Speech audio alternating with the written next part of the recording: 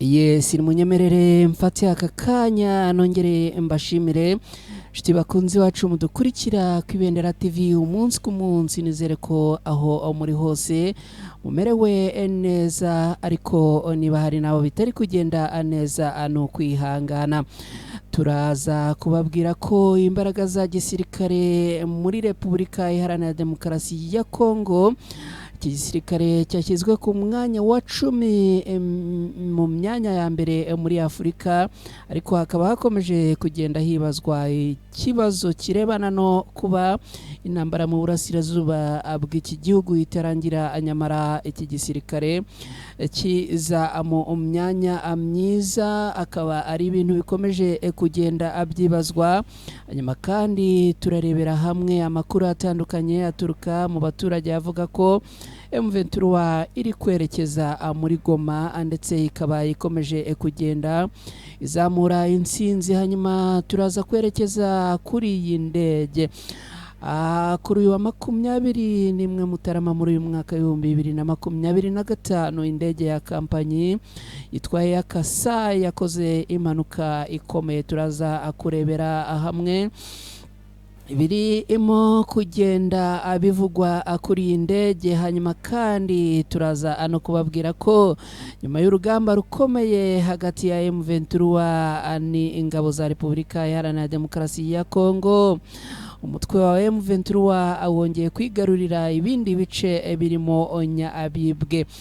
Ngayo nguko. Hanyuma turaza no kwerekeza ku birebana n'ubwo inkuru ivuga ko ubwo hafatwaga umujyi wa Aminova hari abaturage bahuye n'isanganya, ndetse biza kurangira abapfuye urwa agashinyaguro. Kugeza ubu ngubu kandi hari abarwanyi ba FARDC na Wazalendo bamaze kwishyikiriza cyangwa se bamaze guhungira mu Rwanda.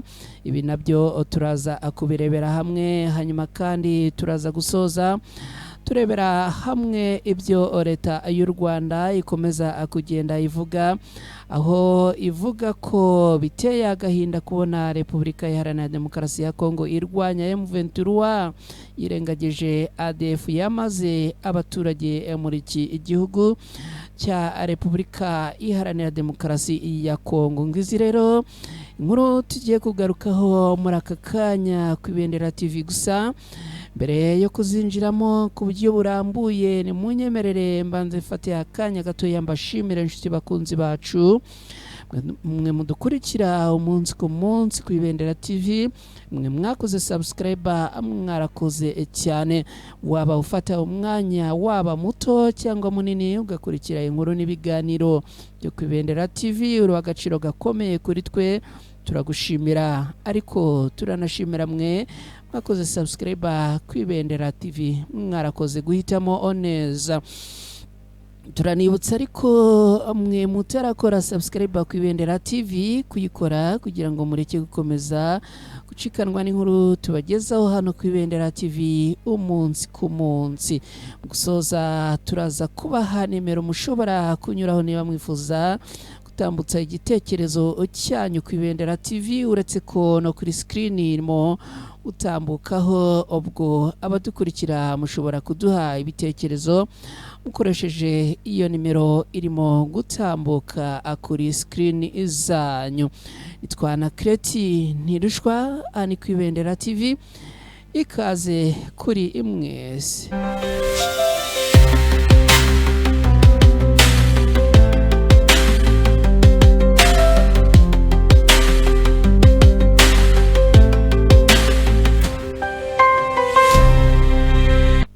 Yes, nkuko rero narimbi babwiye na amakuru atandukanye, tukaba tugiye kuyahera muri Repubulika Iharanira Demokarasi ya Kongo.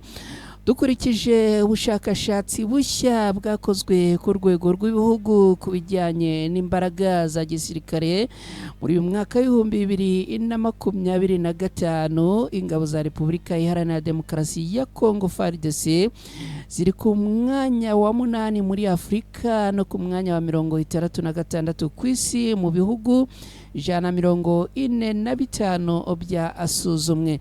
Ubu bushakashatsi bwakozwe n'ikigo cyo muri Leta Zunze Ubumwe za Amerika cyitwa Global Firepower hashingiwe ku bintu bitandukanye birimo umubare w'abasirikare b'akazi cyangwa se bakora akazi, abari mu nzego za reserve, no kuvuga babandi b'inkeragutabara bashobora kugoboka aho rukomeye, ndetse n'abandi basirikare bashinzwe umutekano badakora mu buryo buhoraho. Ubu bushakashatsi rero kandi bureba kandi ingengo y'imari ya gisirikare, uburyo bwo gutwara ibikoresho no kuvuga logistique, bukareba kandi umubare w'indege z'intambara n'ubwato.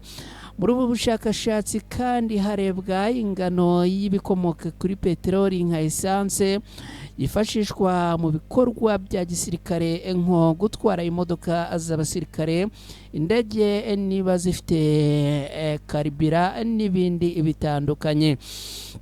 Nk'uko ubushakashatsi rero bubigaragaza, FARDC cyangwa se ingabo za Repubulika Iharanira Demokarasi ya Kongo zigizwe n'abasirikare barenga 166 n'abasirikare 500, harimo abasirikare 31,000 bo mu mutwe w'ingoboka cyangwa se inkeragutabara, hakaba kandi n'abandi basirikare 10,000 b'inzego zishinzwe umutekano. Mu bijyanye no gutwara ibikoresho, izi ngabo zifite kajugujugu 32 zose, muri zo hakaba harimo 8 z'intambara. Izi ngabo kandi zifite imodoka by'intambara birenga 916 bizwi nka burende. Iki gisirikare kikagira kandi n'amapine 105 y'ibifaru, imashini 8 zirasa bisanzwe n'imashini 25 zirasa ibisaso bya roketi, ndetse n'ubwato 16 bw'intambara. Ingengo y'imari ya gisirikare muri Repubulika Iharanira Demokarasi ya Kongo ni miliyoni 796.56 z'amadolari ya Leta Zunze Ubumwe za Amerika. Nubwo hari ubwiyongere bw'imbaraga za gisirikare gushimwa muri Leta ya Kongo, kuvuga izi ngabo za FARDC, ariko haracyari n'ibindi bibazo. FARDC iracyakeneye kugira ibyo yongera cyangwa ivugurura mu guhangana n'inyeshyamba za M23 ndetse n'indi imitwe yitwaje intwaro ibarizwa muri Repubulika Iharanira Demokarasi ya Kongo.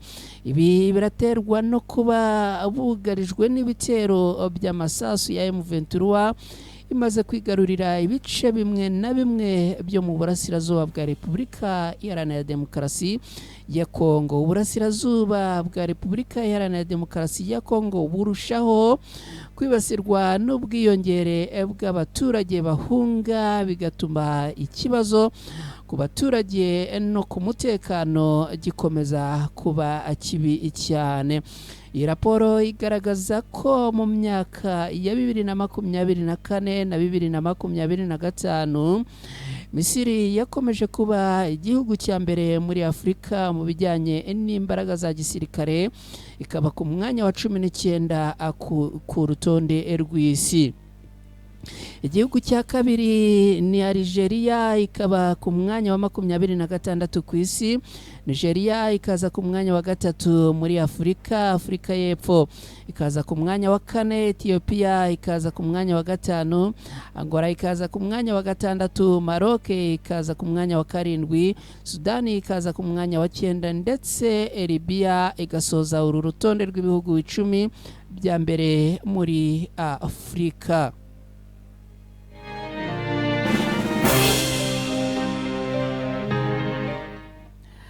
Ibi rero bikaba ari ibihugu biza mu myanya 10 ya mbere muri Afurika.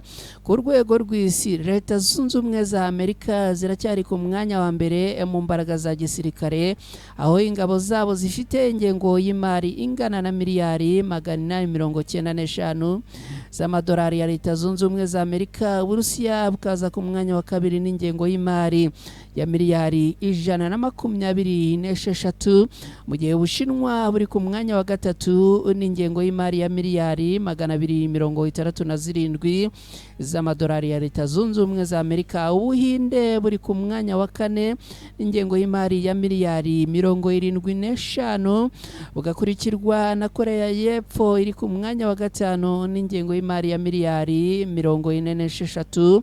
Ubwongereza bukaza ku mwanya wa gatandatu n'ingengo y'imari ya miliyari 71 n'ibice bitanu. Hanyuma Ubufaransa bukaba ku mwanya wa karindwi n'ingengo y'imari ya miliyari 55. Ubuyapani ku mwanya wa munani n'ingengo y'imari ya miliyari 57. Turukiya ku mwanya wa 9 n'ingengo y'imari ya miliyari 47. Naho Butaliyani bukaba ku mwanya wa 10 n'ingengo y'imari ya miliyari hafi 31 zose. Kugeza ubu ngubu Kenya iri ku mwanya wa 83, ikaba ani ya 11 muri Afrika. Naho Tanzania ikaba ya 92 ku isi, ni ya 15 muri Afrika. Uganda ikaba y'ijana14, ikaba ya 23 muri Afrika. Uru rutonde rugarukira ku bihugu 38 bya Afrika gusa, nkuko byatangajwe n'urubuga Global Fire Power kuwa 15 Mutarama muri mwaka 2025. U Rwanda ntiruri mu bihugu 145 byashyizwe ku rutonde rw'ibihugu bifite ingufu za gisirikare ku isi. Ibi bivuze ko nta mwanya u Rwanda rufite kuri uru rutonde rwakozwe muri uyu mwaka 2025. Mu kanya tuza twerekeza ano mu yindi inkuru, turaza atwerekeza muri M23 tugenda tureba ibikomeje kugenda abivugwa.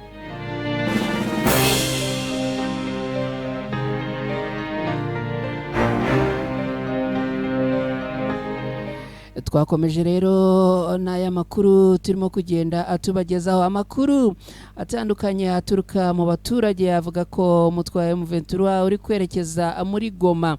Umujyi wa Goma nubwo ukiri mu maboko y'ingabo za Repubulika Iharanira Demokarasi ya Kongo, ariko isaha n'isaha wafashwe na M23. Ibisasu bikomeye byumvikanye guhera saa 12 za mu gitondo hagati y'akarere ka Mugunga n'imisozi ya Sake. Amakuru akomeza avuga ko abaturage bakomeje guhunga, dore yuko ngo isaha n'isaha uyu mujyi wa Goma ushobora kuba nawo uri mu maboko y'umutwe wa M23. Mu rwego rwo kwirinda ibi bibazo by'intambara, amashuri menshi yo mu karere ka Mugunga Igoma yamaze kohereza abanyeshuri bayo mu ngo zabo kuri uyu wa kabiri kugira ngo hafatwe ingamba mu rwego rwo gukumira ko abana abangamirwa mu gihe cy'ibibazo by'umutekano bikomeje kuzamba. Andi makuru kandi aravuga ko indege ya Air Kasai yakoze impanuka hafi y'ikibuga cy'indege cya Kongo. Reka nze kanya gatoya atuze twerekeza muri iyi nkuru nayo irimo kugenda ivugwa.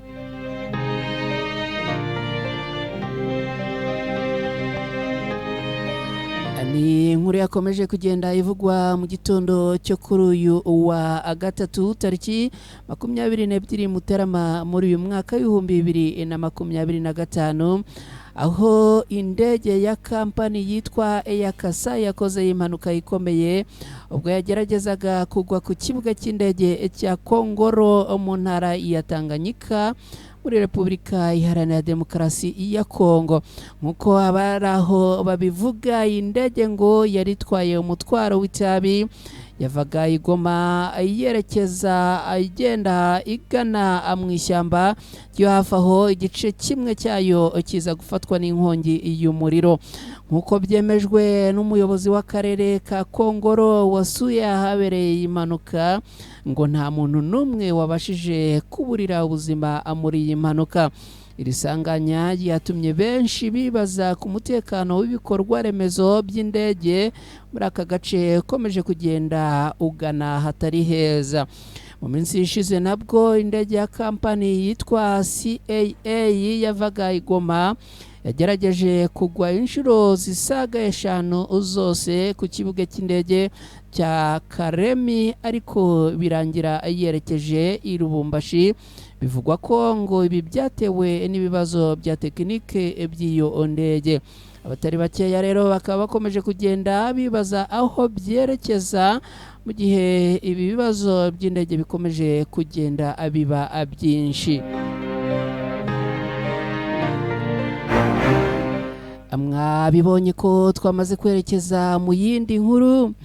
Turababwira ko ubwo hafatwaga umujyi wa Minova wamaze gufatwa n'umutwe wa M23, abaturage bahungaga byarangiye bahuye n'isanganya barohama mu Kivu, abatari bakeya bitaba Imana. Umujyi wa Minova mu ntara y'amajyepfo ya Kivu muri Repubulika Iharanira Demokarasi ya Kongo wafashwe kuri wa kabiri tariki 21 Mutarama muri uyu mwaka 2025 mu gitondo, ugafatwa n'umutwe wa M23 waje kurangira abaturage bahunze bahuye n'isanganya. N'amakuru yemejwe n'umuyobozi wungirije wa teritwari ya Karehe Eric Zawadi, aho yavuze kuri radio Top Congo ko FARDC yakoze inzira yo gusubira inyuma kugira ngo hirindwe impfu nyinshi z'abaturage.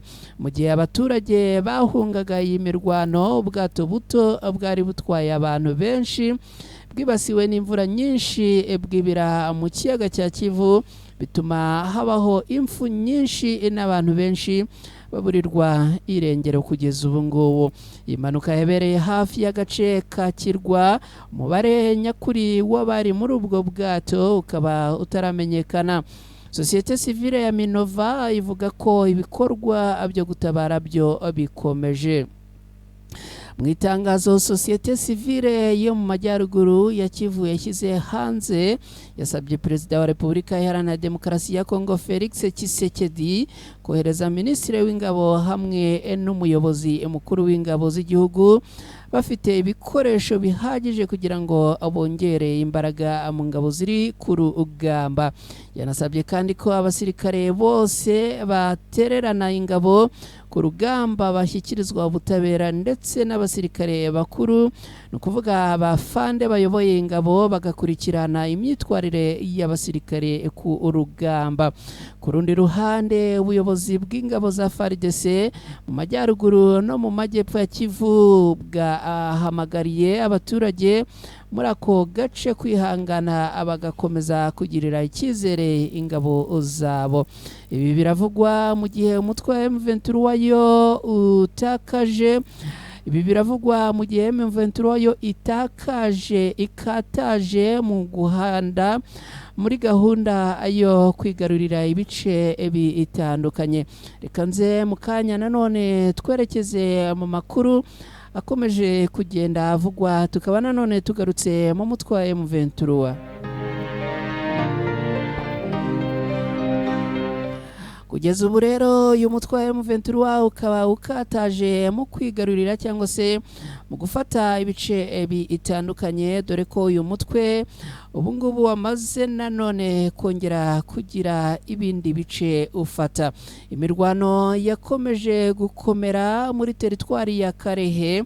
Kugeza ubu ngubu uruhare rwa leta ya Kinshasa rugizwe na FARDC, ingabo z'u Burundi, abarwanyi bo mu mitwe itandukanye nka Wazalendo na FDLR rwagiye rukubitwa kubi kandi rukamburwa n'imijyi ikomeye nka Numbi, Shanje n'ahandi.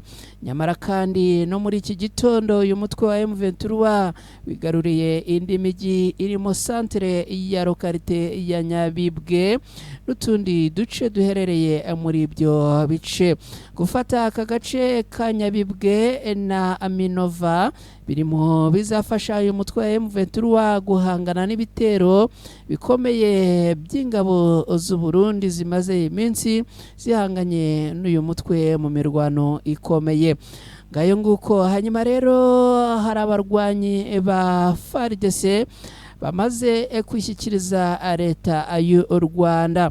aba barwanyi rero bakaba baraba FARDC na FDLR bakaba bamaze kwishyira mu maboko ya leta y'u Rwanda.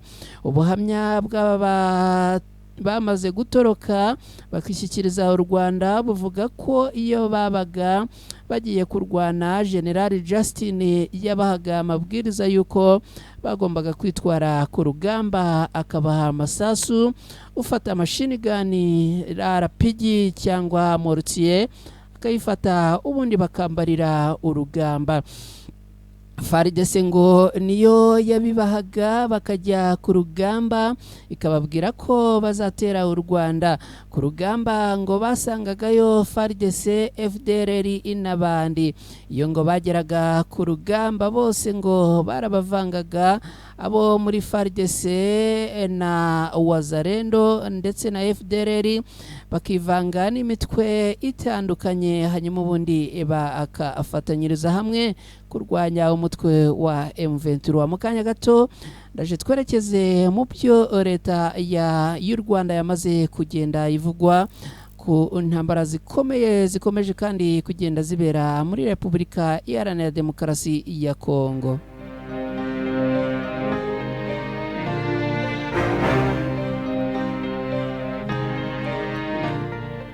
Reka twihuse dukomeze n'aya makuru, tubabwire ko leta y'u Rwanda ivuga ko biteye agahinda kubona Repubulika Iharanira Demokarasi ya Kongo irwanya umutwe wa M23 yirengagije ADF yamaze abaturage.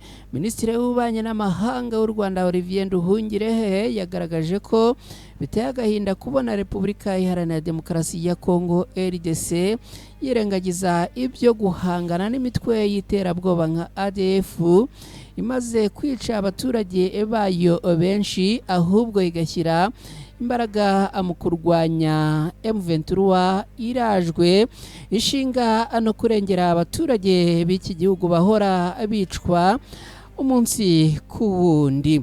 Ibi Bwana Nduhungirehe yabitangarije mu biganiro byabaye kuri wa 21 Mutarama muri uyu mwaka 2025, bikabera ku cyicaro gikuru cy'umuryango w'abibumbye giherereye New York muri Leta Zunze Ubumwe za Amerika. Ni ibiganiro by'akanama ka Loni gashinzwe umutekano ku isi byigaga ku buryo ubuyobozi bwa Afurika bwakubakirwa ubushobozi mu guhangana n'iterabwoba no gushyira mu bikorwa imishinga itandukanye yo kurirwanya. Minisitiri Nduhungirehe w'u Rwanda yagaragaje uburyo akarere k'ibiyaga bigari gakomeje kuzahazwa n'ibikorwa by'iterabwoba, cyane cyane ibigizwemo uruhare n'imitwe irimo Allied Democratic Force, ni ukuvuga ADF ukorera mu burasirazuba bwa Repubulika Iharanira Demokarasi ya Kongo. Nduhungirehe kandi yagaragaje ko ADF iri mu mitwe yagize uruhare runini mu bikorwa bitandukanye bihonyora uburenganzira bwa muntu muri RDC, aho umaze kwica abaturage barenga 650 kuva muri Kamena mu mwaka ushize 2024 kugeza uyu munsi. Abo hakaba harimo abagera kuri 200 bo mu gace ka Beni gaherereye muri Kivu ya Amajyaruguru. Minisitiri Nduhungirehe agira ati nubwo bigaragara ndetse binateje ibyago, birababaje kubona guverinoma ya Kongo ihitamwo kurenza amaso ibyo bikorwa by'iterabwoba, ahubwo ikita kuri M23 iri kurwana ano kurengera abanyekongo bahozwa ku nkeke, bicwa, bagakorerwa ivangura n'ibindi bibi. Umutwe w'iterabwoba akaba ariko iyi leta ibita. Akomeza agira ati aha niho tugera tukibaza tuti nuwuhe ufite uburenganzira bwo gusobanura iterabwoba iryo ari ryo ryose, ndetse niyihe mitwe igomba kwitwa iterabwoba mu burasirazuba bwa Repubulika Iharanira Demokarasi ya Kongo. ese umuryango wa Loni ashobora gukoresha nabi iyi ngingo y'iterabwoba mu nyungu ze zaba iza politiki cyangwa iza diplomasi, bigakorwa akanama ka Loni gashinzwe umutekano karebera. Bwana Nduhungirehe yemeje ko umuryango mpuzamahanga ugomba kuzirikana ko kurwanya iterabwoba bishingira ku kutabogama, gutanga ubutabera bunoze no ku bushake bwuzuye bwo kwimakaza amahoro.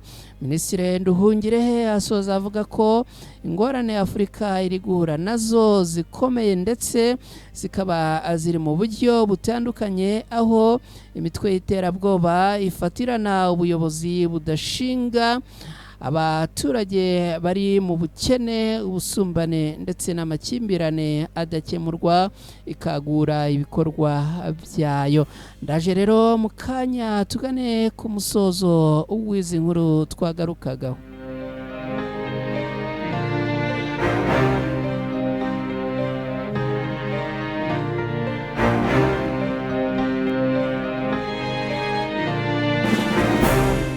Yes, tuganye ku musozo w'izi nkuru twagarukagaho, tubashimira cyane mwebwe mubana natwe umunsi ku munsi ku Ibendera TV. Tubibutsa gukora subscribe ku Ibendera TV, hanyuma ari nako mudufasha gukora subscribe ndetse mugasangiza izi nkuru inshuti zanyu zitandukanye, undi amakuru akagera kuri bose mu byiciro bitandukanye. Niba ushaka gutanga igitekerezo ku Ibendera TV, ushobora kunyura kuri nimero ya telefone ikurikira, akamenyetso ko guteranya 250 79 17 00 iyi nimero yakira ubutumwa butandukanye, ubundi tukakwihamagarira mu gihe ibaye ngombwa. Ushobora kandi no kuduha ubutumwa unyuzaho hasi, ukatwandikira ubutumwa mu mwanya w'ibitekerezo cyangwa se muri komenti, ubundi tugahita tububona byanze bikunze kandi byihutirwa. Ndabashimiye rero kandi mbasezeyeho inkuru ku Ibendera TV, nakagaruka nkomeza kugenda mbashimira mwe mubana natwe umunsi ku munsi, ari nako mbibutsa gukora subscribe ku Ibendera TV. Ndabashimiye cyane rero, nitwa na Kreti Ntirushwa, ni ku Ibendera TV. Mukomeze kugira amahoro n'amahirwe, mugire ubuzima buzira umuze kandi Imana ibarinde.